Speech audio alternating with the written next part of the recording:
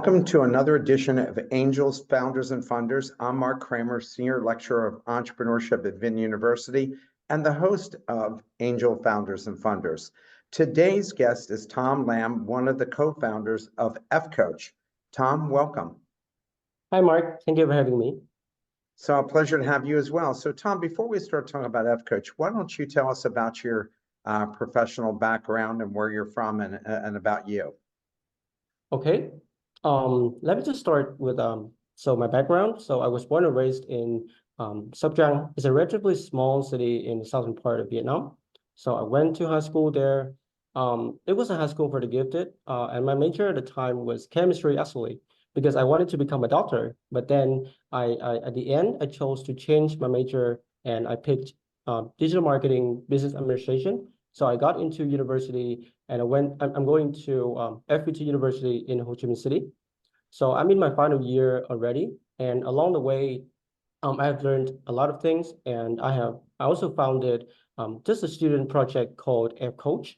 And this has helped a lot of students, especially freshers coming to my university in the first year because they have to go through a military training course. And during and it's going to be really hard for them in the first place to have everything settled and to know how to travel to get there and all the skills, all the heads ups they need to know. So I founded the project as a way to help them understand all the things they have to go through during that period. And it's been more than 2 years since I founded the project. And along the way, I've helped thousands of students, I think more than 2,000 as of now. And I will continue to run this project this October. So you originally founded it to focus on what areas for the students? Actually, I founded it, so it was in 2022. So that time, it was my first year in university. So the problem that I saw at that time was in order for them, for people, like for the students of my university to travel to that military school, it's going to be a really long travel. It takes around more than 2 hours early in the morning, and it's up to more than 30 kilometers. And given traffic in Ho Chi Minh has never been easy at all.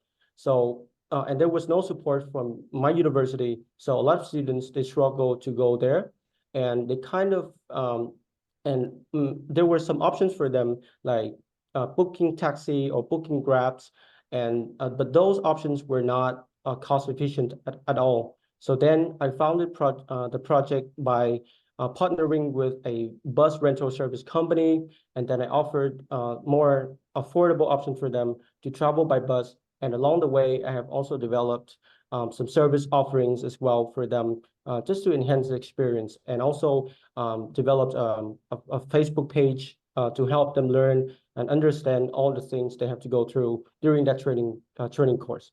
So that's what I do. So is everybody in the country have to go through this course? I think it depends on the university you go to, but I think in Ho Chi Minh City, most universities require the freshers to go through a military training course in order to start the major. But some universities, they only let their students, it's going to be an on and off period, meaning that they will go to the school to study and then they can go back home. But in my university, they have to go there and they will spend the entire time studying and then living in that on campus as well. So they will be away from home, and it's going to be really, it's going to be a 2 week, from 2 week to 1 month course for them.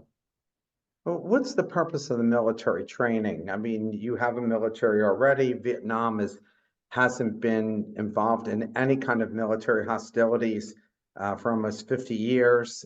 There's no outside countries that are interested in going after Vietnam. So why is this part of the training for citizens here in Vietnam? Well, I think the main reason is to prepare to equip the students with essential skills, especially military, skills. And I think the most important skill set that the students will learn from during the time taking the military training course is to be more disciplined when they work, or maybe post graduation from that course they will be more disciplined in what they do. And during the military training course, it's not always learning about using weapons or how to learning the tactics to fight or anything, but it really focuses on how the students can learn to be first of all, of course, really respectful to the teachers, to learn all kind of discipline, to just to be prepared, and then they can start the university, the university journey ahead of them in a more, I think, disciplined way. So what interests you about entrepreneurship that you decided to start this venture? And does the venture make money or is it more of a nonprofit? Well, so entrepreneurship, I think the mindset was formed in my first year in university as I saw some people around me doing especially some students around me. Maybe that was not really a business, but they also had like their own projects to either make money or to support others, to uplift others. So I founded that project as a way for me to somewhat make an impact on my beloved student community. It's profitable, but my main goal or priority of F Coach is just to focus on helping future generations when it comes to my university. So do you get paid anything or is it mostly a volunteer type organization? Well, actually, I run a team. It's not a nonprofit. It's a team of 6 people, around 5 to 6 people, running everything, running all the logistical preparations, partnering with companies like bus rental service companies, and then we offer, like, for example, like we sell tickets. And the pricing is of course more affordable than other options like booking Grab or taxis. So those options. So my option, like the price, given the pricing like very affordable, then a lot of students they really opt for that. So that's why they choose like our service in the very beginning of their first year in school to go to military school. And how did you market this idea to students? And do you market beyond your university? Do other universities in the region and I guess maybe throughout the country could benefit by this? Yes, that's what I'm thinking actually. Maybe in some other universities, maybe in Vietnam, maybe the students are also having the same problem. They don't know how to travel to the school given the geographical difficulties.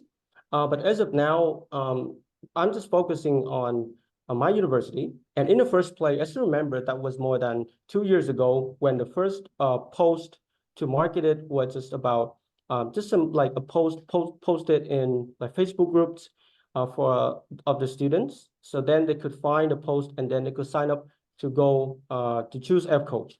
But then we developed over time, we developed it into a page on Facebook. And then I also formed a team to work for me during that period because every year it only lasts for a month of running and launching everything. So in the first year, I would say that was an overnight success for us because in the first place, I didn't think that it would be so successful and approached by so many students like that. But then over time, I realized maybe this is something that the students really need. So then I tried to streamline the whole process from organizing everything, trying to expand the scope of things that we can cover, like especially something related to service. And over time now, it's we do have a team, and every year I always want to find like younger people to join the team as a way to pass it down to future generations so that they can continue the project. What surprised you about this when you started this? Like, what did you think you were getting into, and what was the reality? Well, because more than at that time, one of the reasons why I founded a project at that time, I didn't really call it a project. I just because I had to take the military training course as well. So I would be going on the bus alongside my customers to that military school. But then everything was just it was really successful in the first place, and I was really surprised. So that was I think the most successful thing I have ever done. And by having a lot of customers coming to like opting for the project, the service, then I started to I had to be more responsible in developing, like trying to learn all the things in order to manage it properly, because once if something goes wrong, then it's going to be on me and my team. So then that was, of course, that was a surprise, but then it was also a sense of responsibility that I had at that time to really focus on like doing this appropriately. And so how do you train your people to work in your organization? Like what's important? What do they need to know to run this venture? Well, so before October, so around I will form a team from 1 to 2 months prior. So during that period, I will the first thing that I want to emphasize whenever somebody joins my team is to prioritize students. We want to help students. We don't want to make money in the first place. Helping students will be the compass that will guide us to complete this project in this year. So that's the first thing, because the students, they really need someone to support them, to really help them understand what they need to do during this period. But even though there's a lot of like a lot of posts on Facebook talking about this, but to have someone who can directly instruct the students will be great. So I always tell my team that everything has to be student driven. Everything has to be student driven. So how have you developed your own leadership skills through doing this venture? Like where did you start from? And had you been a leader in high school before you got to college? And how have you matured and what's your leadership style? Mhm. Well, actually, I did not really. I wasn't a leader in high school. During that high school year, I was not really. To be honest, I was somewhat a letdown in my family because I didn't want to study at all. I just wanted to do things, you know. During that time, like I said, I wanted to be a doctor, but then I changed my major. I told my parents that I no longer wanted to become a doctor. I didn't see myself a good fit to do that, and they were all in disbelief. But then I promised my parents that going into university, I would be doing something different. I would be focusing on developing myself. So in my first year, my very first year in high school, I'm sorry, in university, I joined a school club. It's a club just empowers students academically, and also there will be some events and some activities that a student can join. So I joined the club, and then I became a leader in a department of the club. And then over time, I was promoted to become the vice president of the club. So that's how I started to really develop that leadership mindset in me that really helps me understand how to run a team, how to manage people, how to address problems in the team. And over time, that I think that is how I start to be, I would say, a good leader to help others, not just for my own goals, but for everyone's goals. And what entrepreneurial aspirations do you have? Are there other ventures that you want to start? I do want to start something in the future, but it's not going to be, it's going to be, I think, something related to education, because I'm currently working for my company, Skillio. So I do see, so during my time working here at Skillio, I have met a lot of entrepreneurs, a lot of founders as well, both in Vietnam and in Singapore. So just for information, Skillio is a startup company in Singapore. I think my co-founder, Miss Tu Hai, she was featured on your podcast as well. Yep. So I met her in my university, and then I was onboarded. I joined the team, and along the way, I have really developed and have learned a lot from some other great entrepreneurs. So I do want to start something in education, maybe something that helps students, something related to their to internships, something related to their job, just something that Skillio focuses in, and then yeah, it's going to be a bigger picture that I will answer in the future. And do you see how are you going to help with the 70% brain drain in Vietnam? Right now, 70% of people like you end up in other countries. So how do you think that can be solved? And what things do you think that, do you think your educational startup, the next venture that you want to work on in education can be helpful to that? What's needed here in order for folks like you not to leave? I think brain drain is definitely a big problem here, because I do see a lot of my friends, especially just in my circle, a lot of them, they're also really exceptional.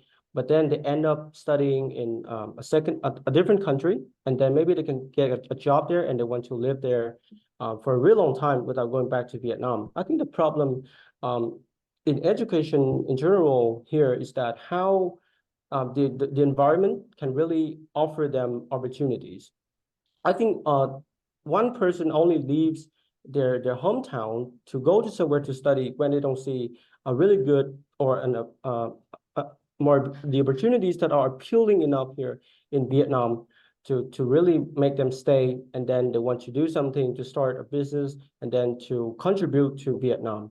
So it all comes down to how the environment, how universities, educational institutions here really focus on empowering students, and then it is how then the more Vietnamese people will choose to stay to go to Vietnamese university, and then they will graduate from it, and then they will start a business here in Vietnam. So, given Vietnam is also a very potential country to start a business, and it's a developing country, so of course there's still a lot of room for opportunities here. Yeah, what do you forecast in your mind or that you've seen? What do you think are the biggest opportunities for Vietnamese entrepreneurs? Um, I think the opportunities here is that how easily they can start something, and given the environment, I think the government is also supporting a lot of startups here. There's still a lot of within this region in Southeast Asia. There's some countries like Singapore, where they can also learn from them. And given the environment here is very dynamic, they can, especially for example, living in Ho Chi Minh here, there are just so many opportunities that you can find a purpose to start your business. So even my own story, I found an opportunity more than 2 years ago, and then I started just a small project. So there's only rooms for opportunities here, and once you're eager to find it, then you will find the right people that you can start with, and you can start a business afterwards. What's the type of coaching that you think young Vietnamese need to have in order for them to be encouraged to start new ventures and create opportunity here? I think entrepreneurship is the first thing that I think today's students should learn, especially in the graduates. I think there's a lot of universities, including mine, that offers a lot of entrepreneurship courses where they can learn how to come up with ideas, and also how to run maybe not really a business, but like a small project that they can learn all the things around it, how to manage it, how to deal with problems, what are the risks that also come along that they have to be aware of. So it's really important for universities to focus on entrepreneurship driven courses that really help the students really grasp the understanding of entrepreneurship, of course, and to have a bigger picture of if they want to start a business, how they can do it. Where do you go now to learn how to do this? For any Vietnamese who wants to learn how to start a business, where do you go to now to get that knowledge in terms of the education, and then helping you flush out your idea and then give you feedback on it? Who do you go to for that? You mean like someone that I wanna I connect mean, with? like, which organizations do you think help Vietnamese best? Or do you think we need to develop an organization like this that would help, well, any age of Vietnamese who is interested in entrepreneurship?